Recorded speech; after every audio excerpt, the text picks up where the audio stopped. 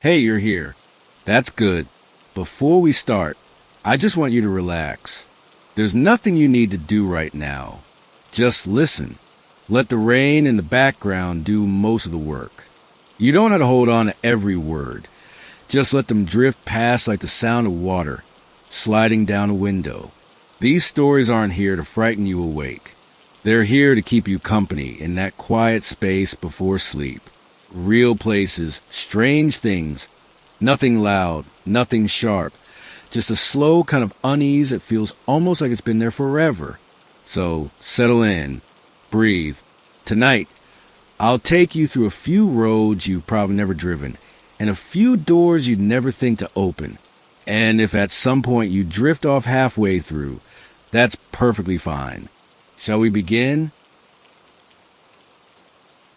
There's a stretch of highway in the middle of nowhere that most people only drive once. It's not marked any differently on the map. No warnings. No red flags. Just another thin gray line cutting through flat land. The kind of road where the radio turns to static, and the only company you get is the hum of your own engine. I took it one night, long after I should have stopped driving. The rain was coming down steady, streaking across the windshield in blurred lines, and every mile felt longer than the last.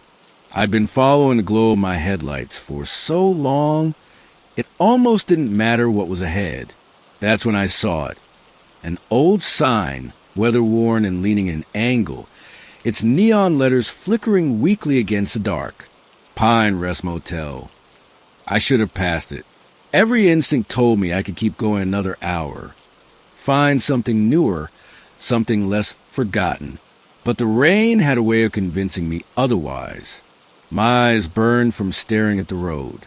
My hands ached from gripping the wheel. So I turned off the highway and followed the narrow gravel road that led up to it.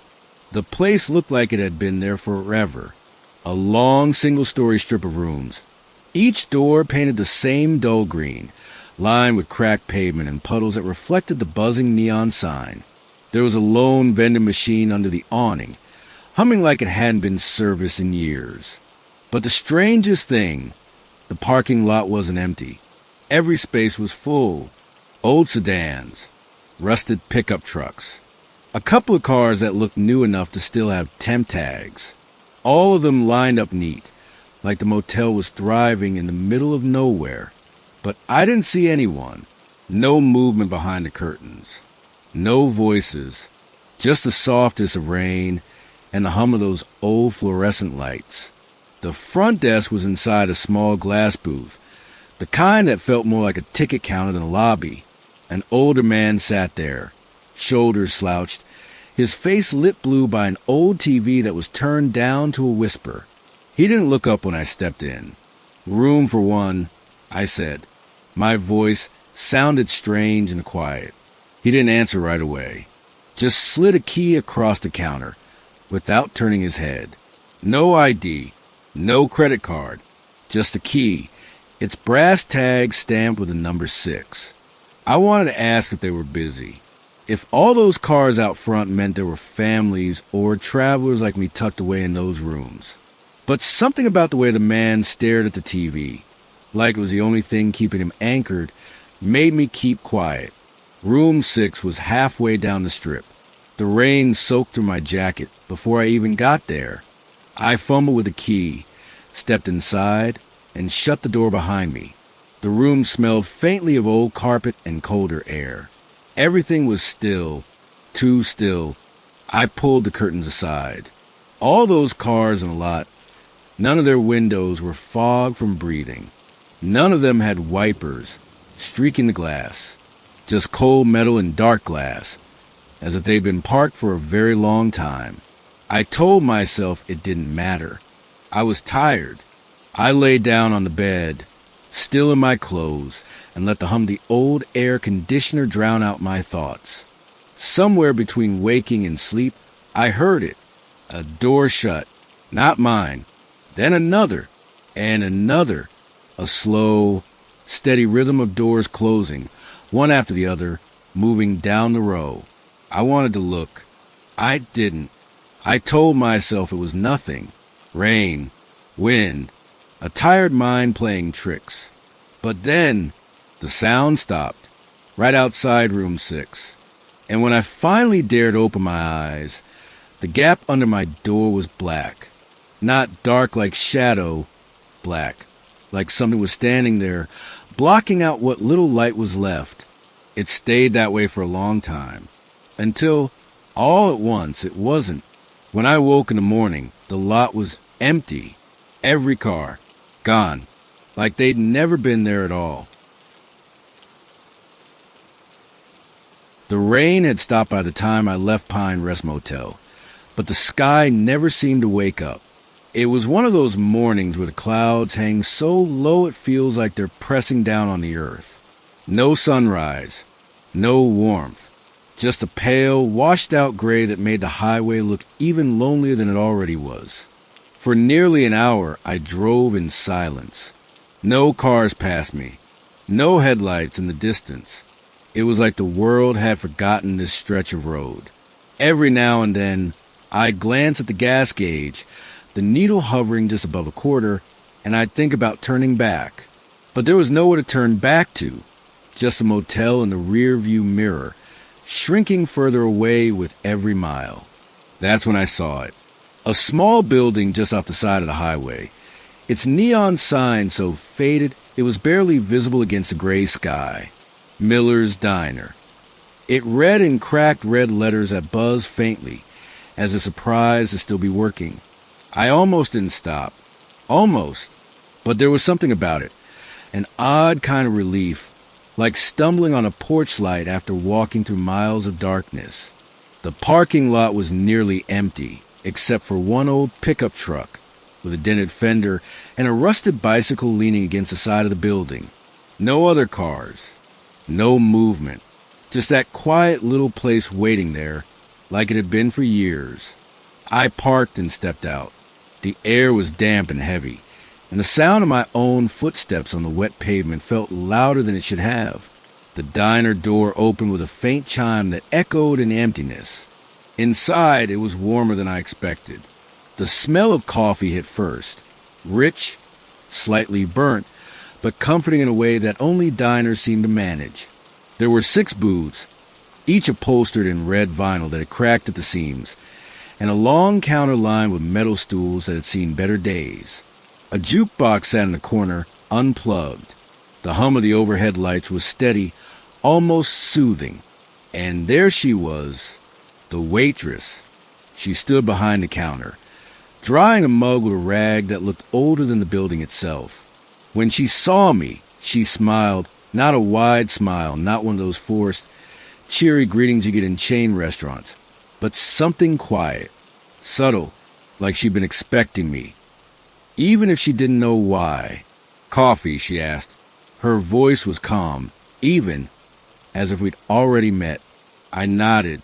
She poured without another word. The pot was already sitting on the counter, hot and ready, as if she'd known I would walk in. I sat in the booth closest to the window and wrapped my hands around the mug.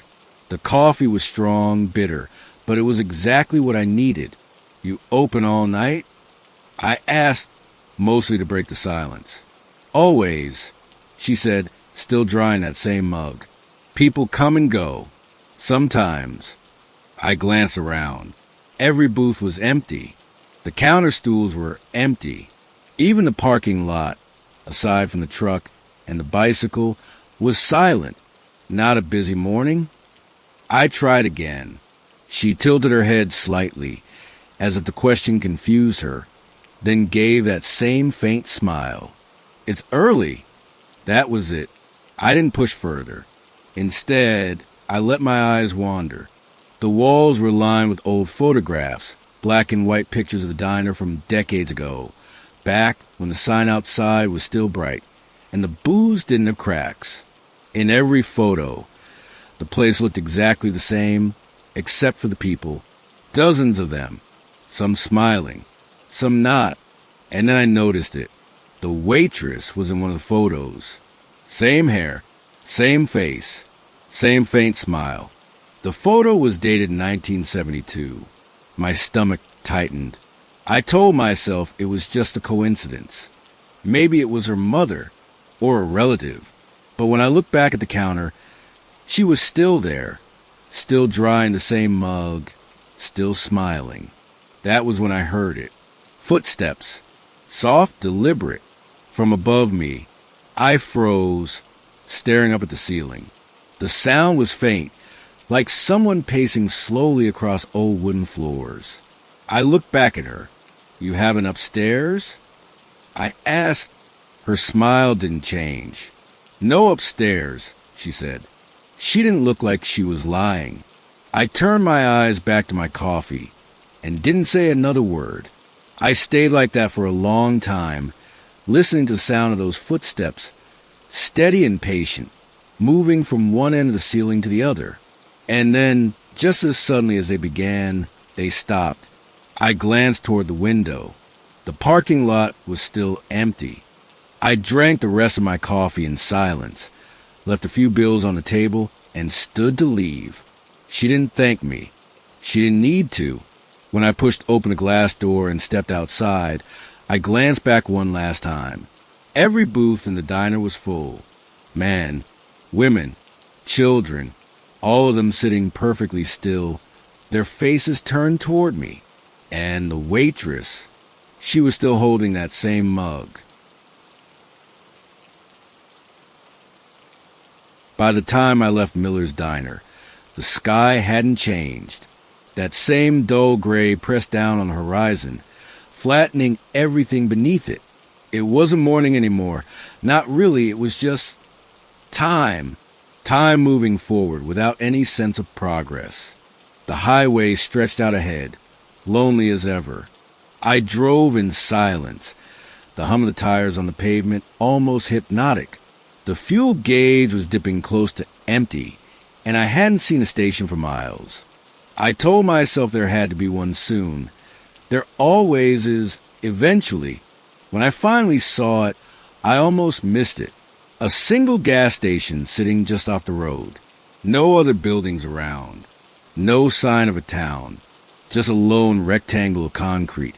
A flickering canopy over two old pumps and a small convenience store with sun-faded posters in the windows. I pulled in. The pumps were ancient, the kind with mechanical dials that clicked instead of digital screens. One of them had a handwritten note taped over it that simply read, "Out." I shut off the engine and waited for someone to come out of the little store.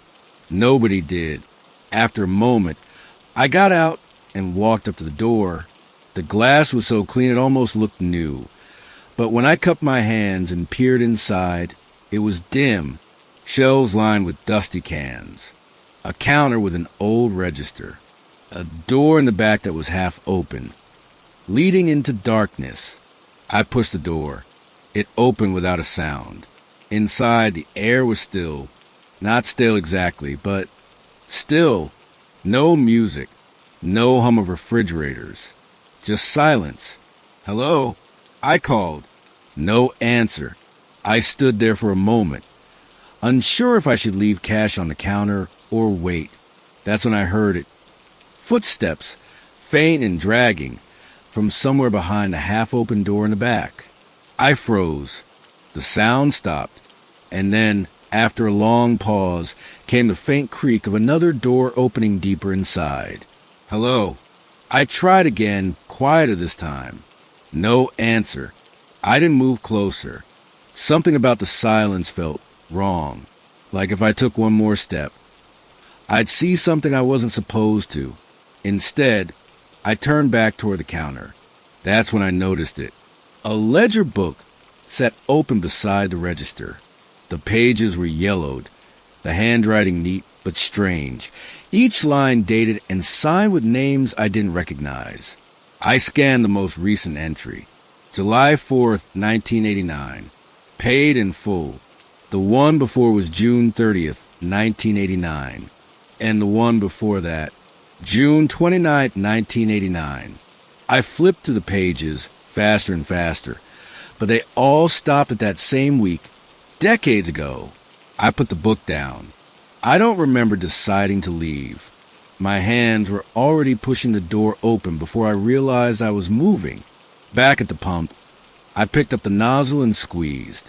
Gasoline flowed, steady and clean, as if nothing about this place was strange at all. I paid in cash. I didn't bother leaving it inside. I slid a 20 into the glass and got back in my car. As I pulled away, I looked in the rearview mirror. There was a man standing in the doorway of the station now. Tall, thin, perfectly still. I didn't stop. I didn't even blink. I just drove until the station was nothing but a dark shape in the distance. And when I finally glanced back one more time, it was gone.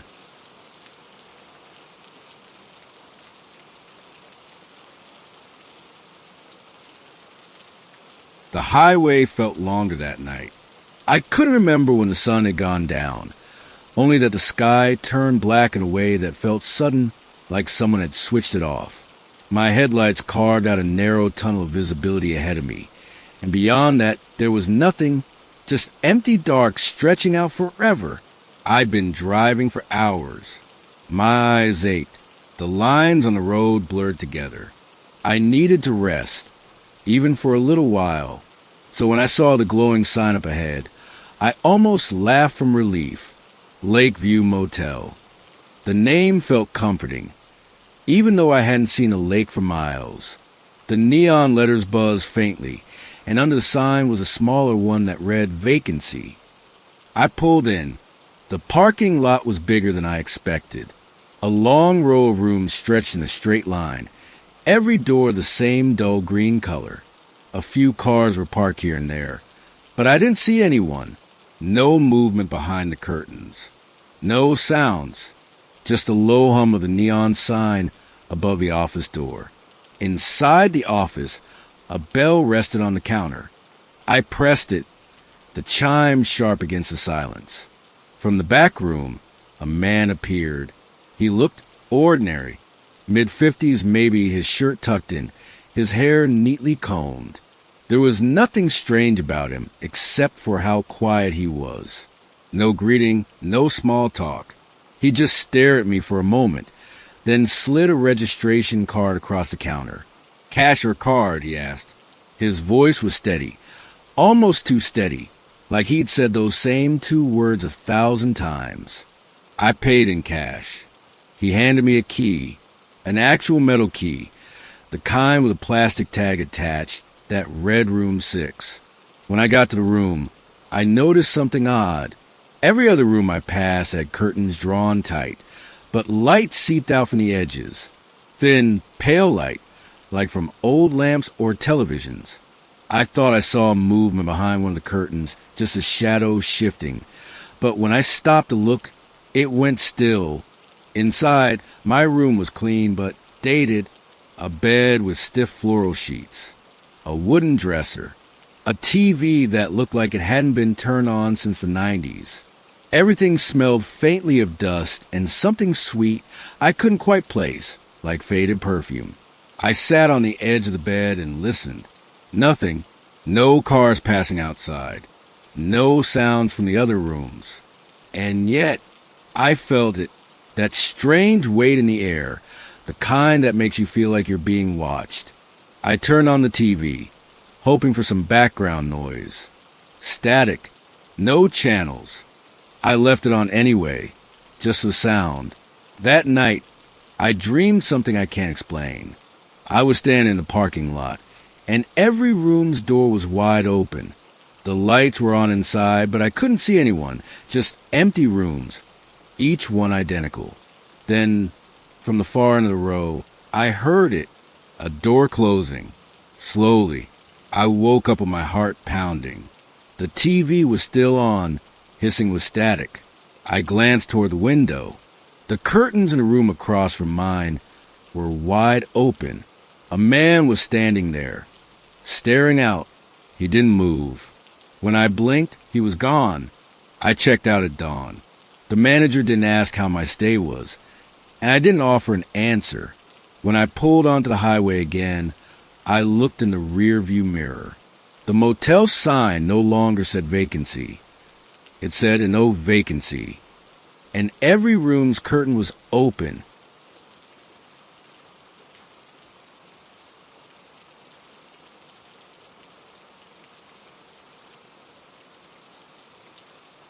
The rain returned some time after I left the motel. It wasn't a storm, not even close, just a soft, steady drizzle that tapped against the windshield like quiet fingers. The wipers swept back and forth in an endless rhythm, almost hypnotic, as the highway stretched on without an end. I'd been driving long enough that I no longer cared where I was. Town signs blurred past without meaning.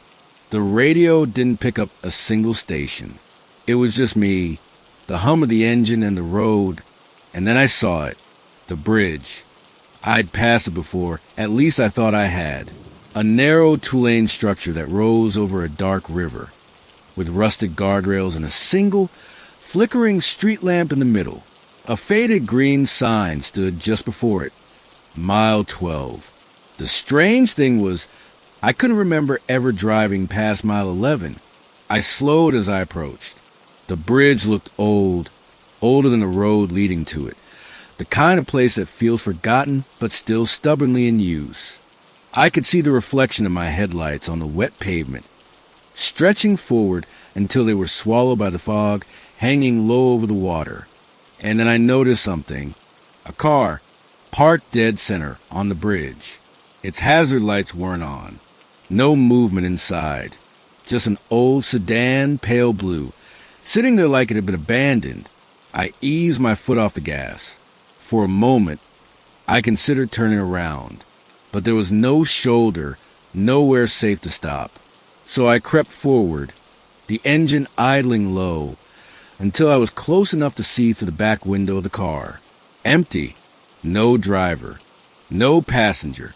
Just an umbrella lying across the back seat. I drove past it slowly, glancing at it out the corner of my eye. The door handles were streaked with rust, the tires flat. That car hadn't moved in years. And yet its headlights were on. I didn't stop. I didn't even breathe until I reached the other side of the bridge. But as I glanced in the rear-view mirror, I saw something that made my stomach turn.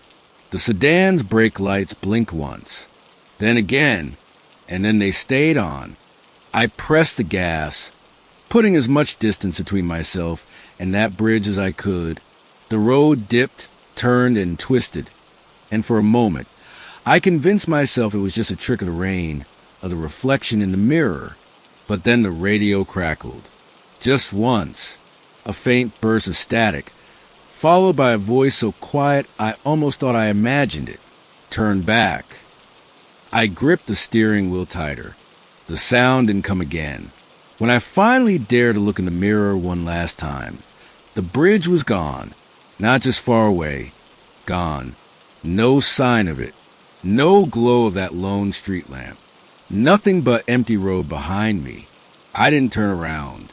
I don't think I ever will.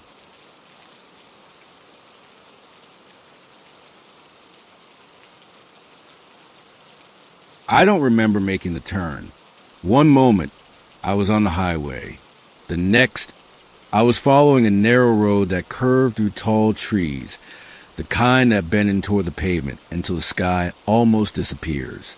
The rain had lightened to a mist, and my headlights cut through it like weak flashlights. I should have turned back, but the road was too tight to safely reverse. After a few minutes, I saw it, the house. It sat at the top of a small hill, past a rusted gate that hung half open. The driveway was lined with gravel that crunched beneath my tires as I pulled in. No lights in the windows. No movement. Just a shape against the sky. Old, quiet, and still. I don't know why I stopped the car. Maybe I was too tired to keep going. Maybe I wanted to convince myself it wasn't as strange as it looked. I stepped out.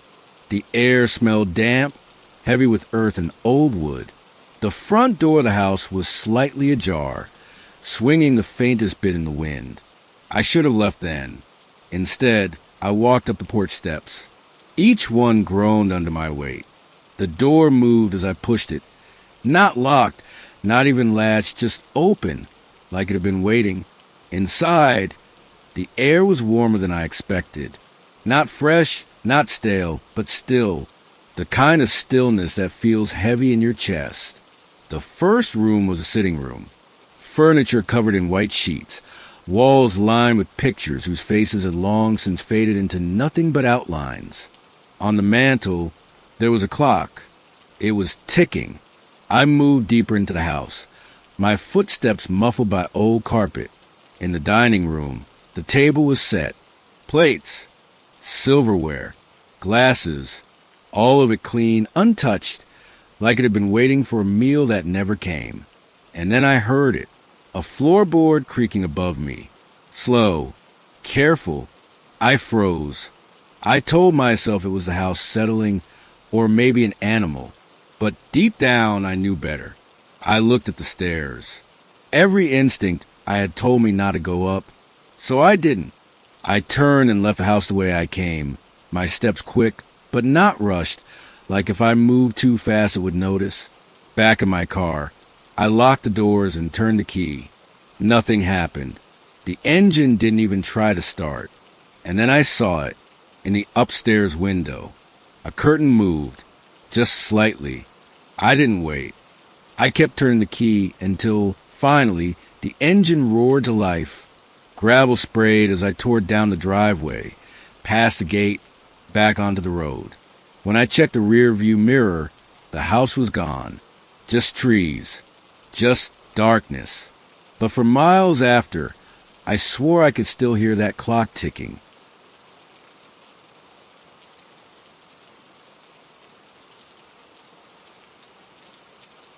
By the time I saw the sign for the rest stop, I'd been driving for hours through nothing but empty highway. No cars, no towns, just long stretches of asphalt cutting through black forest. The rain had turned into a fine mist that clung to the windshield, and my wipers dragged across the glass with a tired squeak. I almost didn't pull in, but the gas gauge was dipping low, and the thought of sitting still for even a few minutes was tempting. The rest stop appeared suddenly, as if it hadn't been there a second earlier. A single building with faded white walls and a handful of vending machines humming under flickering fluorescent lights. A row of bathrooms stood to the left, and a cracked sign announced, Mile 27 Rest Area, open 24 hours.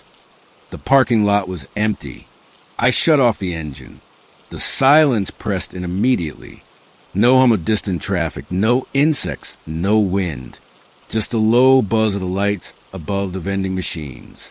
Inside, the building was cleaner than I expected. Not new, not modern, but clean. Too clean. A row of tables and chairs sat against the far wall. Every single one was perfectly aligned. I grabbed a cup of coffee from a machine that looked older than me and sat at one of the tables. That's when I saw him. A man. He was sitting at the far corner of the room, his back straight, his hands folded on the table. He wore a pale gray jacket, the kind that looked decades out of style. I hadn't seen him when I walked in. He didn't look at me, didn't move. I stood there, coffee in hand, feeling like I'd stepped into the wrong place.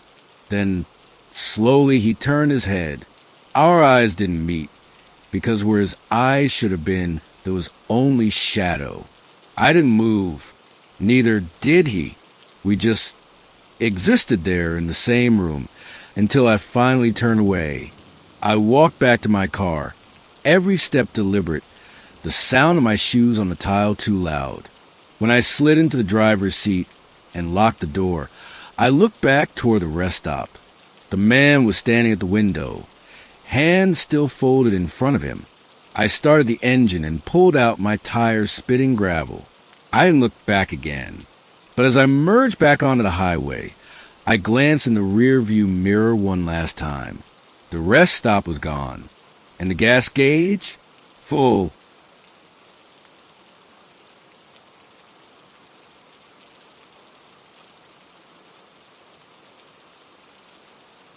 I hadn't seen a payphone in years, but there it was, standing alone by the side of the road. No gas station, no rest area, no building of any kind. Just a single metal phone booth with a cracked glass door and a faint glow from the light above it. I almost didn't stop. I don't know why I did. Maybe it was the silence of the road, the way the world felt stretched thin out there. Maybe I just wanted to prove to myself that it was real. I pulled over. The gravel crunched under my tires, and the hum of the engine faded when I cut the ignition. The only sound was a steady hiss of rain. As I stepped closer, I noticed something odd. The phone was ringing. I stood there for a long moment, staring at it through the glass. The sound was sharp, jarring in the quiet, echoing in the empty space around me. I told myself it was probably broken, some old wiring shorting out. But then the ringing stopped, and the receiver moved, just a little, like someone on the other end had picked it up. I reached for the door, my hand trembling, and stepped inside. The smell hit me first, metal, rain, and something faintly sweet like old perfume clinging to the walls.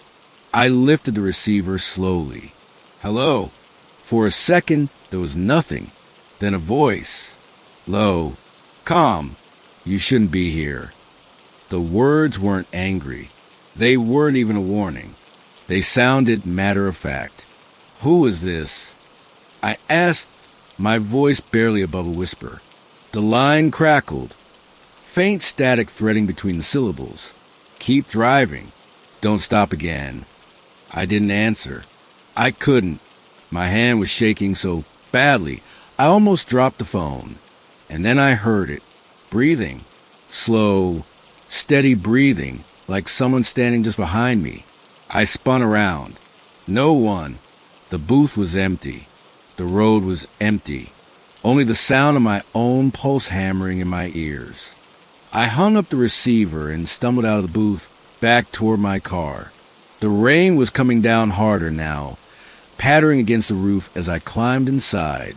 When I looked back, the phone booth was dark. The light above it had gone out. And yet, as I pulled away, I swear I could still hear the faint ring echoing through the rain, even long after it had disappeared in the distance.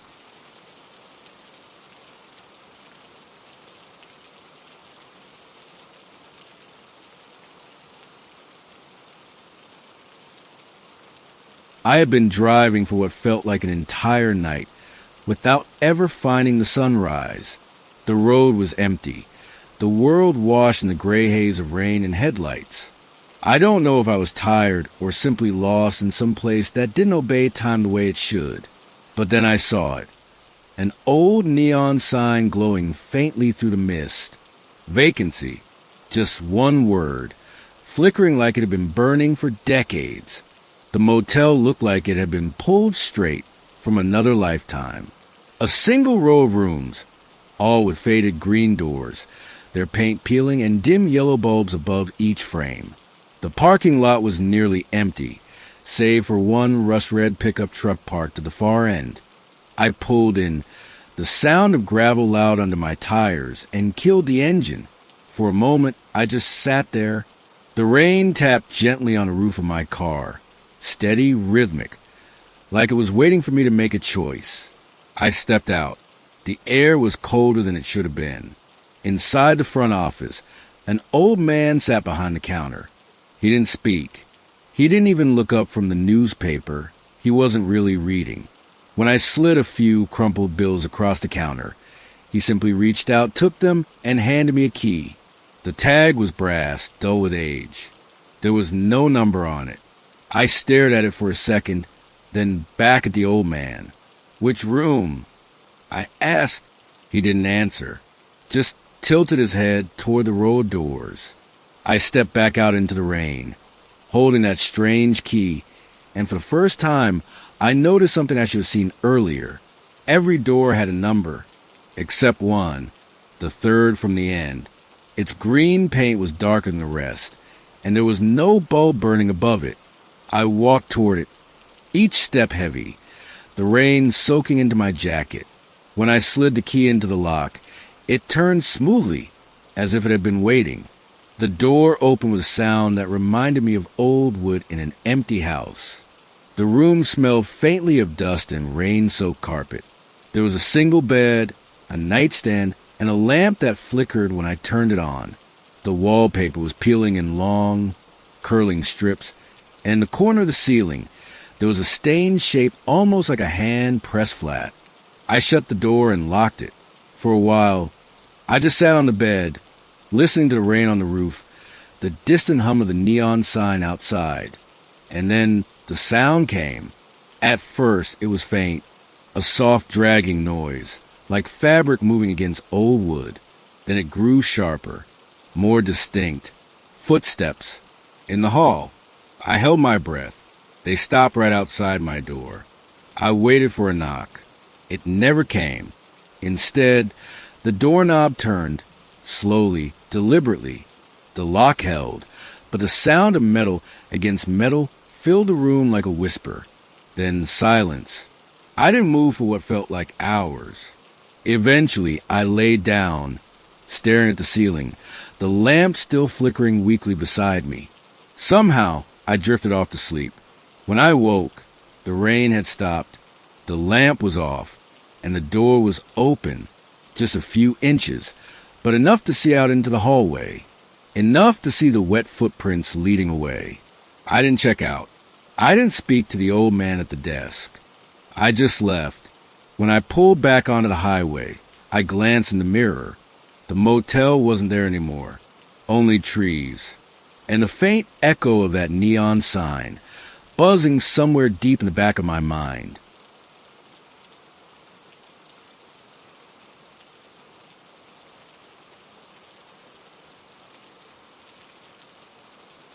I had been following the same stretch of highway for hours, or maybe longer. My GPS had stopped updating miles back, frozen on a map that showed nothing but a straight line through endless forest. The only thing that broke the monotony was the rain, steady and soft, tapping against the windshield like a lullaby. That's when I saw it. The bridge. It rose out of the mist without warning, its metal frame arching against the sky, black and skeletal. A single sign stood at the roadside. Mile marker 46. One lane only. The bridge was old. Rust streaked down its beams like dried blood, and the guardrails bent inward as though something massive had pressed against them once. I slowed, headlights sweeping across the slick pavement. No cars ahead of me. No cars behind. Just me. As I approached, I noticed something strange. Halfway across, there was a figure. At first, I thought it was a trick of the fog. But no, someone was standing dead center on the bridge, drenched by rain, head bowed. Their clothes clung to them like they'd been standing there for hours, maybe longer. I honked once, lightly. They didn't move. I inched forward, the engine humming low. My hands tightened on the steering wheel. As I got closer, I could see their face. Or rather, I couldn't. It was hidden behind strands of soaked hair, the rest of their features blurred by the gloom. And then, slowly they turned, their head tilted upward, just enough for me to see their mouth.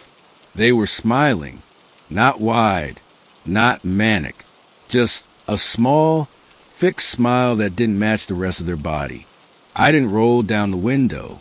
I didn't say anything. Instead, I pressed the gas. But when my headlights hit them fully, they were gone, vanished. I slammed the brakes, my car skidding slightly on the wet pavement. Heart pounding, I looked around. The bridge was empty. No footprints. No sign anyone had been there. I drove forward, slow, every nerve of my body on edge. Halfway across, my radio crackled to life. I hadn't touched it. No music.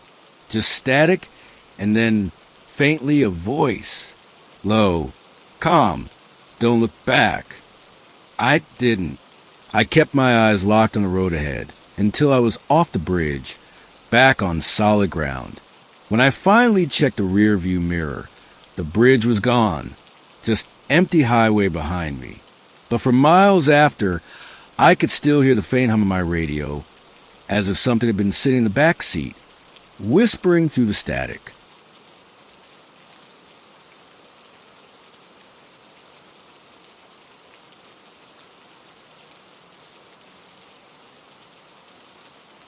I'd been running low on fuel for over an hour. The rain hadn't stopped, just softened into a steady mist that blurred the edges of the world outside my windshield. Every so often, I'd pass a mile marker, each one a quiet reminder that I was still moving forward, even if I no longer felt like I was getting anywhere. When I finally saw the gas station, it felt like a blessing. A glowing sign rose out of the darkness like a lighthouse. Fill up 24 hours. It looked old, its neon letters buzzing faintly, but I didn't care. I turned off the highway and rolled onto the gravel lot. It was quiet. The pumps were ancient, the kind with metal dials and faded instructions. The building itself was small, with a single door and window so fogged I couldn't see inside.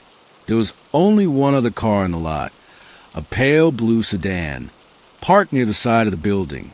Its headlights were off. Its engine wasn't running. Still, I told myself it was fine. Normal. Just another late-night traveler. I stepped out of my car, the cold mist wrapping around me instantly. The air smelled faintly of wet asphalt and something else. Something sweet, like fruit left to rot. I shook it off and grabbed the pump. As I filled my tank, I glanced at the sedan again. There was someone in the driver's seat. At first, I thought they were asleep. Their head was tilted forward, face obscured by the shadow of the roof. But then I noticed something that froze me where I stood. They were smiling, not moving, not blinking, just sitting there with that fixed, unnatural smile, their teeth barely visible through the glass. I turned back to my car, my pulse loud in my ears. The pump clicked off. I shoved it back into the cradle and climbed in behind the wheel. I didn't look at the sedan again.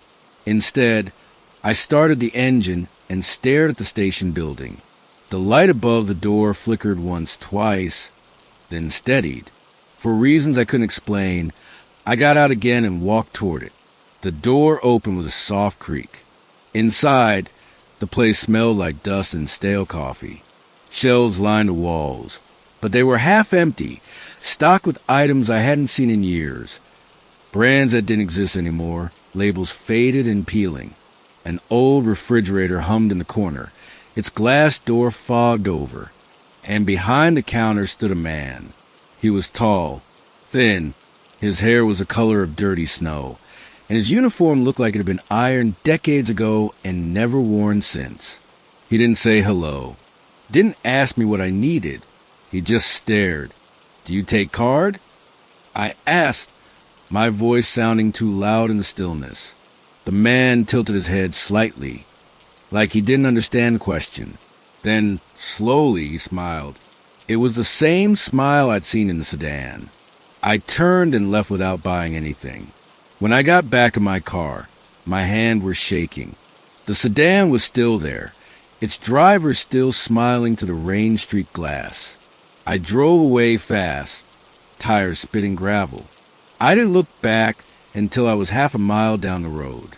When I finally glanced into my rear-view mirror, the gas station was gone. The lot, the pumps, the sedan, all of it. And my fuel gauge? Full. I drove on in silence, the road stretching endlessly forward, the rain tapping soft against my windshield like a reminder. I wasn't driving through any place I recognized anymore. I wasn't sure I'd been for a long time.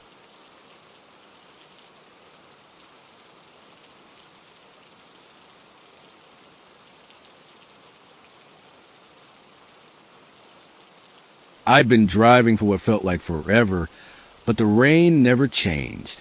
It wasn't heavy enough to drown out the world, just constant, a soft curtain against the glass. The kind of rain that quiets everything else down until it feels like you're the last person left awake. That's when I saw it. A house. It sat just off the road, past a crooked fence and a patch of dead grass, lit by a single yellow porch light that seemed far too weak for the darkness around it. The railroad ran behind it, an old, rusted line that looked like it hadn't been used in years. I don't know why I slowed down. Maybe I was tired. Maybe I was curious. Or maybe it was because I thought I saw someone standing on the porch. They didn't move, didn't wave, just stood there watching the road. I pulled over. For a long moment, I just sat in the driver's seat, my engine idling low. The figure was still there, too far away for me to make out their face, but I could see the shape of them, upright, perfectly still. I don't know why I got out. The rain soaked through my jacket instantly, cold and sharp, but I didn't care. Something about the house felt inviting in the wrong kind of way, like it wasn't mine to enter, but it wouldn't stop me if I tried. The porch light buzzed faintly, the only sound beside the rain. And then, as I got closer, I realized something was wrong. The person on the porch wasn't standing. They were hanging. A length of rope disappeared into the shadows above the porch beam, and their feet swayed just slightly in the wind. My breath froze in my throat. I should have run. I should have gotten back in my car and driven until the road ended. But I didn't, because in the next blink, they were gone. The rope, the body, the porch was empty.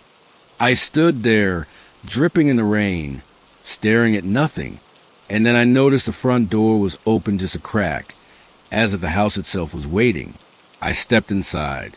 The air was heavy, stale, the kind of smell that clings to old furniture and walls that haven't seen fresh air in decades. The hallway stretched forward in a straight line, lined with pictures, black and white photographs in dusty frames. None of them had faces. Every single one had been scratched out. Floorboards creaked under my feet, soft but sharp in the silence. I reached the living room.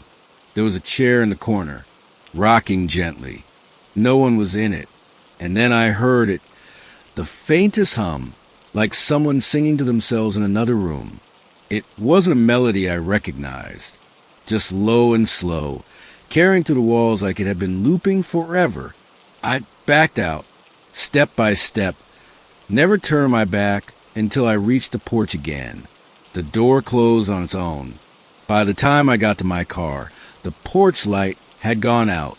When I looked back one last time, the house wasn't there, only the railroad, and the sound of a train passing in the distance, even though no train had run through there in years.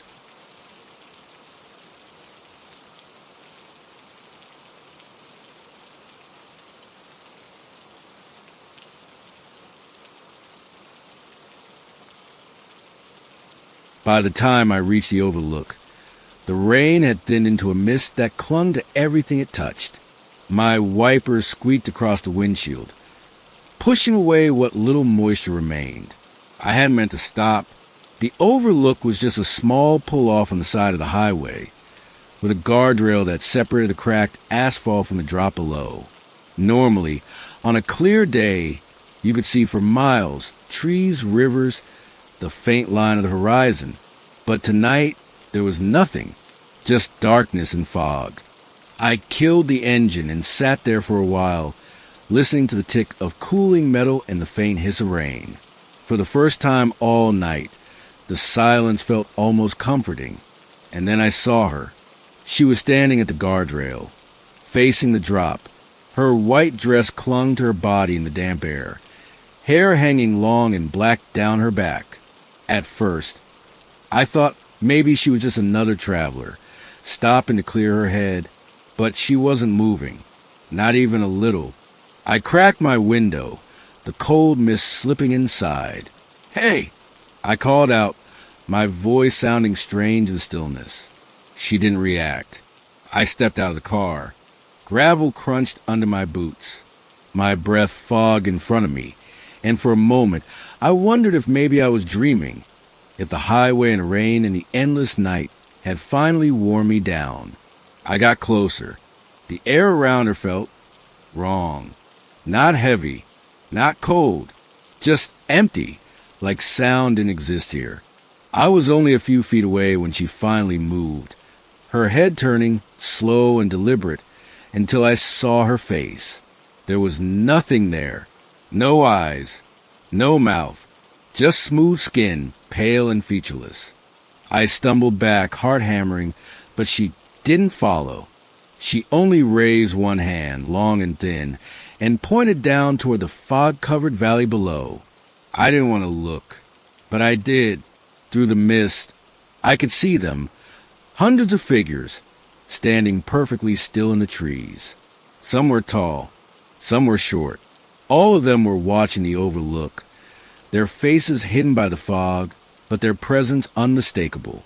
When I looked back at the woman, she was gone. I bolted for my car, slammed the door, and started the engine with shaking hands. In my rear-view mirror, the overlook was empty again. No woman, no figures in the valley, just darkness. And yet, for miles after, I couldn't shake the feeling that someone was still pointing.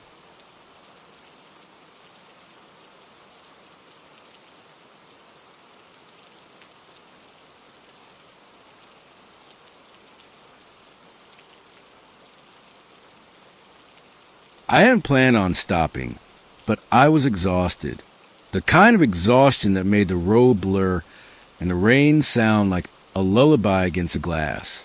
When I saw the flickering neon sign, motel vacancy, I pulled in without a second thought. The parking lot was nearly empty, just a handful of cars scattered like forgotten toys. The office light was on, buzzing faintly through the glass door.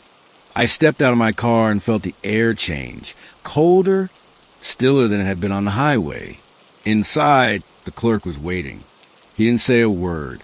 He slid a key across the counter, his hand pale and bony, and gestured toward the far end of the building. Room 7. I didn't even bother asking about payment. The hallway smelled like damp carpet and old paint. My footsteps echoed louder than they should have in a place so small. When I reached my room, the door was already unlocked. The inside was ordinary, too ordinary. Faded wallpaper, a bed that looked like it hadn't been touched in years, a TV that belonged in another decade. But what unsettled me wasn't the room itself. It was the mirror. A full-length mirror stood against the wall, angled slightly toward the bed. I caught my reflection, and at the moment I stepped inside, and I froze. I was standing there, but I wasn't moving. My reflection's eyes were locked on mine, unblinking. My chest rose and fell, but in the mirror, I was perfectly still. I turned away. When I looked back, my reflection was smiling. I ripped the bedsheet off and threw it over the mirror, heart pounding. Then I sat on the bed, staring at the ceiling, trying to convince myself I was just tired, just imagining things. That's when I heard it, a soft knock, not at the door, from inside the mirror. 3 slow, deliberate taps, followed by a muffled sound, like someone breathing against a glass. I didn't move. I didn't dare. Eventually, I lay down on the bed and closed my eyes. When I woke up, sunlight was bleeding through the curtains. The mirror was bare again, and I wasn't smiling anymore, but my reflection still was. I left the motel without checking out. When I looked back in the rear-view mirror, the building was gone.